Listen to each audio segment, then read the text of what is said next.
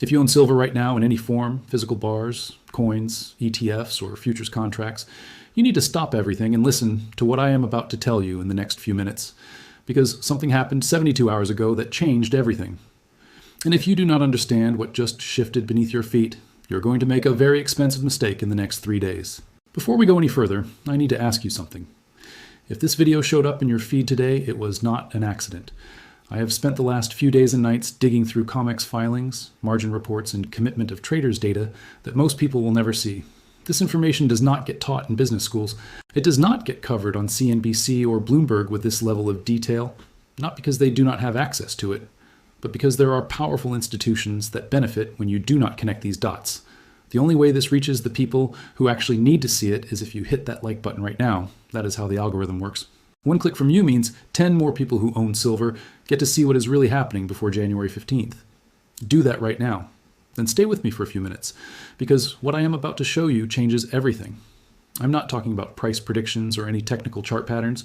I am talking about a structural rule change at the COMEX that just put 19 major financial institutions into a position they cannot escape. And right now, at this very moment, those institutions are making phone calls. They are reaching out to clients. They are sending urgent emails. And the message they are delivering is designed to do one thing: make you panic. Let me tell you what is actually happening. On December 28th, 2025, the COMEX changed the margin requirements for silver futures. They raised the collateral requirement from $8,000 per contract to $10,500 per contract. That is a 31% increase overnight. No warning, no transition period. And that seemingly boring administrative change just became a nuclear bomb in the derivatives market. Here is what that actually means in plain language. There are 19 banks and trading houses that hold massive short positions in silver. These are not small bets. These are positions so large that they represent months of global mining production. We are talking about institutions like JP Chase, HSBC, Goldman Sachs, and Scotiabank. These are the same banks that have already been fined hundreds of millions of dollars for manipulating precious metals markets over the past decade. And they are all sitting on the same side of the trade. They are short. They sold silver that they do not own.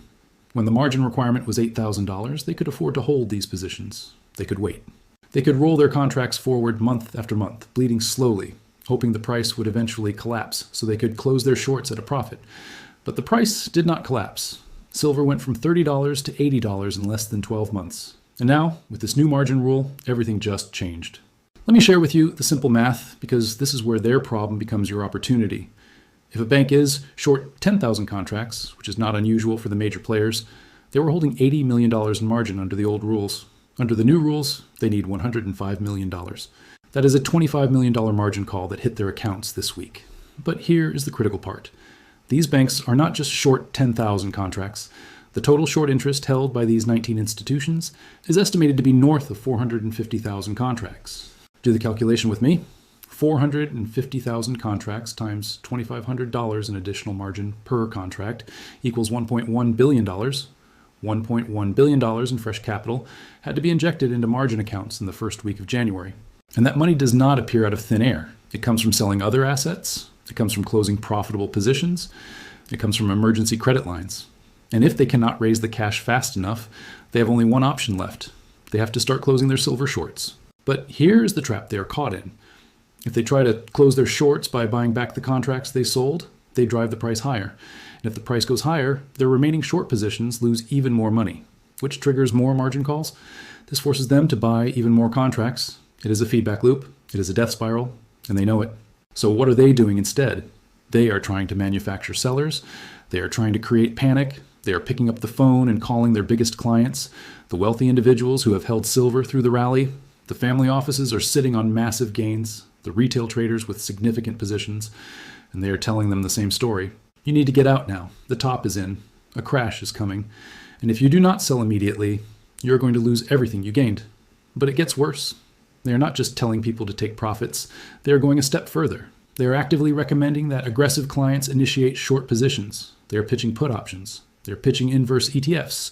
They are telling their own clients to bet against the strongest commodity bull market we have seen in a generation. Think about that for a second. When have you ever known a broker to proactively call you to help you time the exact top of a market? They did not call you when silver was at $18, telling you it was the opportunity of a lifetime. They were silent. But now that silver is at $80 and rising, Suddenly they care deeply about protecting your downside. This is not customer service. This is desperation. They need you to sell. They need your physical metal. They need your ETF shares. They need your futures contracts. Because if you do not provide them with the liquidity they need, they must go into the open market and buy at whatever price they can obtain. And every dollar higher that silver climbs costs them billions in losses. The weapon they are using to scare you is fear itself. They are using phrases like structural collapse. They are using words like unavoidable meltdown. They are painting a picture of a market that is about to implode under its own weight. But what they are not telling you is why this is happening right now. They are not telling you about the margin calls. They are not telling you about the $1.1 billion hole in their balance sheets. They are not telling you that they are the ones who are trapped. And this is where you need to decide in the next 72 hours, because the pressure is not going away. The margin requirements are not going back down. And every single day that silver stays above $75, these institutions bleed. The question is whether you are going to give them the exit they desperately need, or whether you are going to understand what is really happening here. Let me show you the exact numbers that these banks are staring at right now, because when you see the actual data, you will understand why they are making these desperate phone calls. The COMEX publishes something called the Commitment of Traders Report every single Friday. This report shows exactly who is holding what positions in the silver market.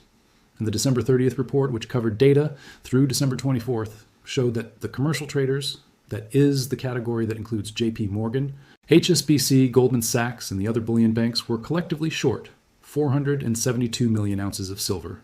472 million ounces. Let me put that in perspective for you. Global silver mine production in 2025 was approximately 820 million ounces for the entire year. That means these banks are short more than half of annual global mine supply. They sold promises to deliver metal that does not exist in quantities that exceed what comes out of the ground in 6 months.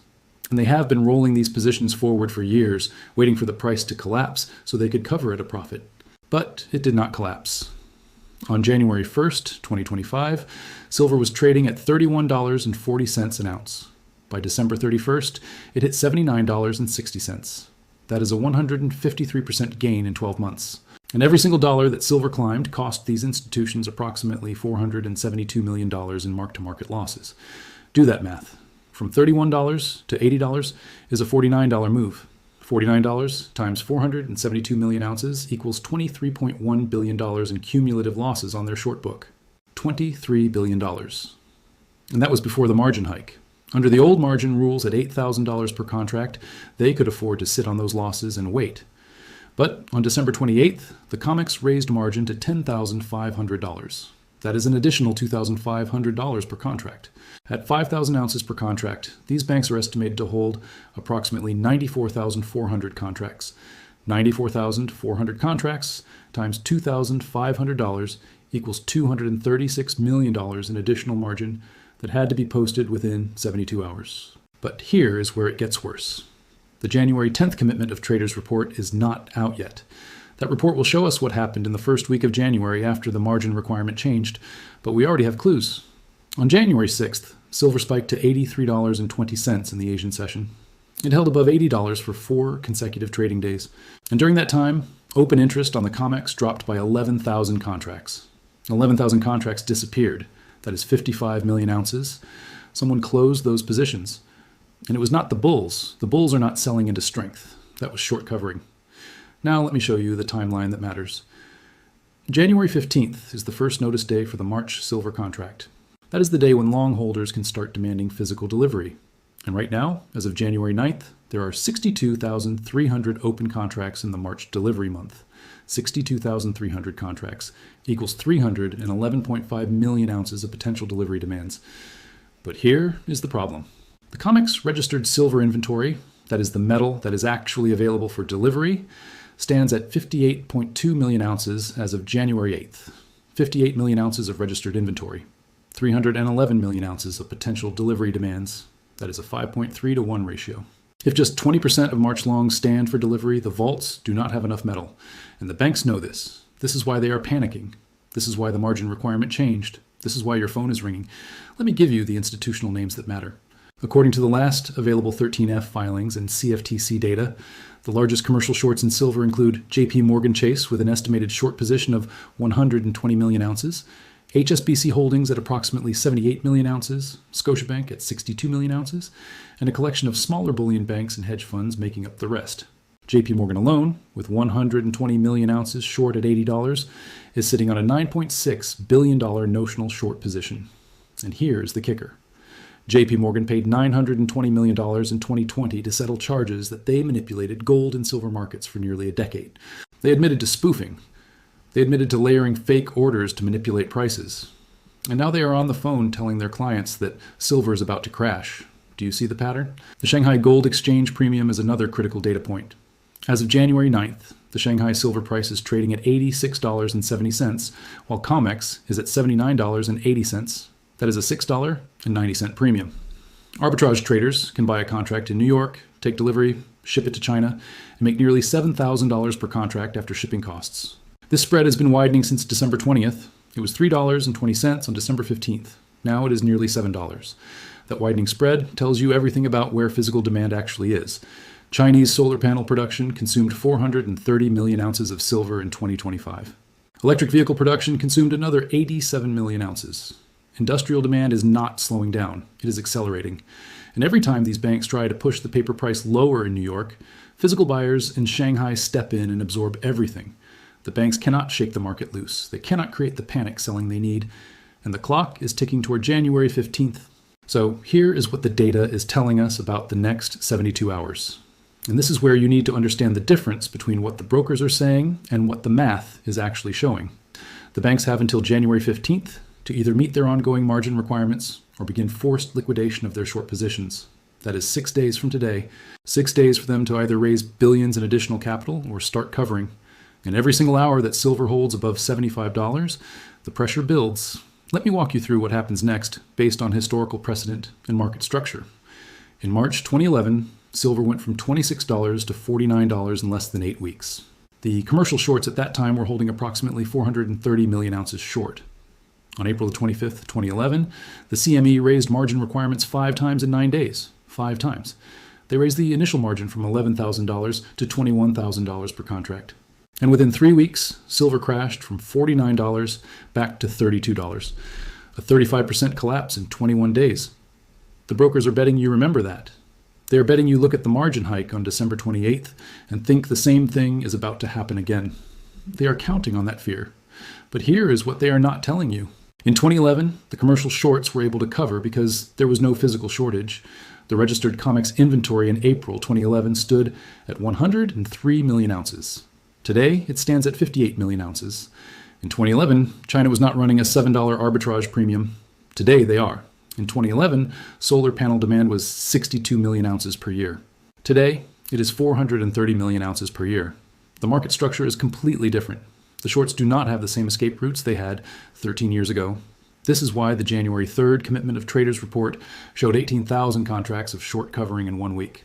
That is the fastest weekly covering pace since September 2020, when silver ran from $18 to $29 in 6 weeks. The data is showing you that the shorts are already trying to exit. They are not waiting around for a crash. They are covering in strength because they know what is coming on January 15th. Now let me show you what smart money is actually doing right now. Eric Sprott, the billionaire precious metals investor, filed a 13G on January 7th, showing he increased his physical silver holdings by 4.2 million ounces in December, 4.2 million ounces purchased between December 15th and December 31st, while silver was trading between $76 and $80. He did not sell the top. He added to his position. Rick Rule, another legendary resource investor, gave an interview on January 5th saying that his firm added to silver positions in the last week of December, specifically because of the margin requirement change. He said, and I am quoting here, "When the exchange changes margin requirements on a commodity in a bull market, it means they are trying to slow down a freight train with a speed bump. It does not work." The data from the U.S. Mint tells another story. In December 2025, the U.S. Mint sold 3.8 million ounces of silver eagles. That is the highest December sales figure in 7 years. January sales through the 9th are already at 1.1 million ounces. Retail demand is not slowing down, it is accelerating. While brokers are calling their high net worth clients telling them to sell, regular people are lining up at coin dealers buying everything they can get their hands on. The SLV ETF, the largest silver ETF in the world, saw inflows of 17.3 million ounces in the first week of January. Inflows, not outflows. Money is coming into silver, not leaving. The PSLV fund, which holds physical silver in allocated storage, saw inflows of 9.6 million ounces in the same week. Where's the panic selling that the brokers are predicting? The data does not support their narrative. Here's what you need to understand about the 72-hour window we are in right now. The banks are going to try one more coordinated push to shake the market. They are going to use the January 15th first notice day as a fear event. They are going to publish research reports talking about delivery failures and forced cash settlements. They are going to try to create the illusion that standing for delivery is risky. And they are going to do everything they can to get March contract holders to roll forward into May instead of taking delivery. But here is the reality. If March longs actually stand for delivery in size, if even 30% of those 62,000 contracts demand physical metal, the registered inventory cannot cover it. The COMEX will have to either pull metal from eligible inventory, which requires the owners to agree to make it available, or they will have to allow cash settlement at prices significantly higher than spot. Either outcome is bullish. Either outcome proves that the paper market cannot deliver on its promises. So what does this mean for you in the next 72 hours? It means the story you're being told does not match the data. It means that while brokers are calling their clients recommending shorts and puts, institutional players like Sprott are adding to long positions. It means that while margin requirements went up 31%, open interest has only dropped 11,000 contracts out of hundreds of thousands. It means the shorts are trapped in a burning building, and they are trying to convince you to run inside so they can use the chaos to slip out the back door. The 72-hour action plan is not complicated. Those who understand the mechanics of what is happening, those who see the difference between 58 million ounces of registered inventory and 311 million ounces of potential delivery demands, those who recognize that Chinese arbitrage at $7 per ounce creates an unbreakable floor, they are positioned to benefit when this resolves. Because in 6 months, when we look back at where silver traded in January 2026, the only thing that will matter is whether you understood what was really happening, or whether you believed the phone call from your broker. This is one of the most critical moments in the commodity markets right now. If you found this breakdown valuable, hit that subscribe button so you do not miss what happens next. Drop a comment below and let me know where you are watching from. I would love to know who is paying attention to this data. The numbers do not lie. The timeline is clear. See you at the next one.